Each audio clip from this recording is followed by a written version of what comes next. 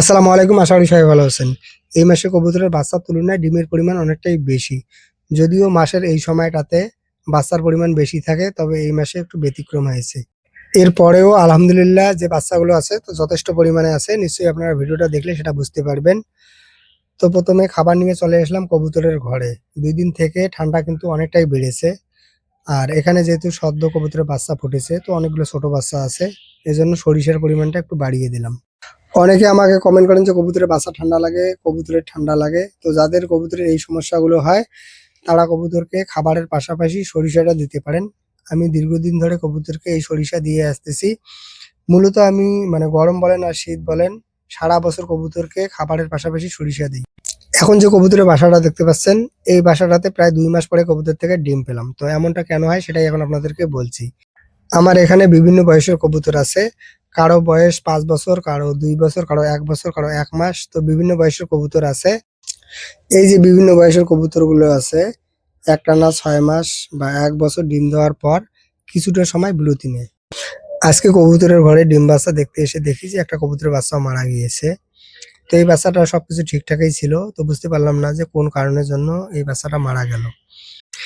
এর আগে আমি আপনাদেরকে শর্ট ভিডিওর মাধ্যমে দেখিয়েছিলাম যে আমার একটা কবুতরের বাচ্চা ঘাড়টাল রোগে আক্রান্ত হয়েছিল। পরবর্তীতে কিন্তু সেই বাচ্চাটা মারা যায়। তো এখন পর্যন্ত মোটামুটি বড় সাইজের ২ টা কবুতরের বাচ্চা কিন্তু মারা গেল। এছাড়াও মানে এখানে সিঙ্গেল ২-১ জায়গায় বাচ্চা আছে। এমনিতে এই মাসে মানে বাচ্চার পরিমাণ একটু কম। এরপরেও যদি এই সমস্যাগুলো হয়, তো এটা অনেকটাই খারাপ লাগে। কেননা এক জোড়া কবুতরের জন্য ১ মাস বা তারও একটু বেশি সময় ধরে অপেক্ষা করতে হয়। এর পাশাপাশি ১ মাস সময় ধরে এই কবুতরটাকে কিন্তু খাবার খাওয়াতে হয়। আর সঠিক যদি প্রোডাকশন পাওয়া না যায়, তাহলে এটা কিন্তু অনেকটাই খারাপ লাগে। তো কবুতরের বাচ্চার রেজাল্ট যতই খারাপ হোক, তো এখন পর্যন্ত কবুতর পালন করে কোনো মাসে আমার লস হয়নি। যারা আমার ভিডিওগুলো শুরুর থেকে এই পর্যন্ত দেখেন তারা অবশ্যই জানেন।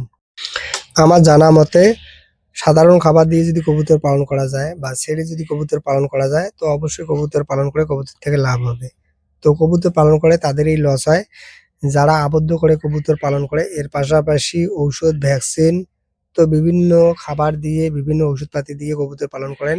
এরপরে কবুতর থেকে ভালো রেজাল্ট পান না। এর পাশাপাশি কবুতর অসুস্থ হয়, বিভিন্ন রোগে আক্রান্ত হয়, কবুতর মারা যায়। তো তাদের ক্ষেত্রে কবুতর পালন করে কবুতর থেকে লস হবে। তবে আমি জানি না যে দেশি কবুতরগুলো আবদ্ধ করে পালন করলে এখান থেকে কতটুকু সফলতা আসে। আমার জানা মতে যদি এগুলো ছেড়ে দিয়ে পালন করা যায়, তাহলে নরমাল খাবার দিয়ে এগুলো পালন করা যায়। যেমন ধান, গম, সরিষা এই খাবারগুলো দিয়ে এগুলো পালন করা যায়। এতে কবুতর থেকে ভালো রেজাল্ট পাওয়া যায়। আর এটা হচ্ছে আমার দীর্ঘ ৫ থেকে ৬ বছরের অভিজ্ঞতা। এই খাবারে কবুতর যেমন সুস্থ থাকে, কবুতর থেকে ভালো প্রোডাকশন পাওয়া যায়। তো যদি কেউ কবুতর পালন করতে চান, তাহলে আমার জানা মতে কবুতর ছেড়ে পালন করবেন। তাহলে নরমাল খাবারে মানে এগুলো পালন করতে পারবেন। এর পাশাপাশি এখান থেকে ভালো প্রোডাকশন পাবেন।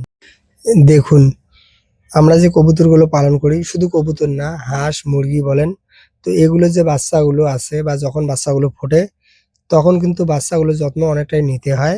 যদিও এই বাচ্চাগুলোর যত্ন তার মা নিয়ে থাকে, এরপরও আমাদের কিছু দায়িত্ব থাকে। যেমন ভালো খাবার দেওয়া, সুন্দর একটা পরিবেশ দেওয়া। তো এসব কিন্তু আমাদের দায়িত্ব থাকে। যখনই আমরা এগুলোকে সুন্দর, সুন্দর মানে ভালো কিছু উপহার দেব, তখনই কিন্তু এখান থেকে ভালো কিছু পাবো। আমি যদি আমার কথা বলি, তো মাঝে, মাঝে আমিও কিন্তু এখানে একটু অলসতা করি।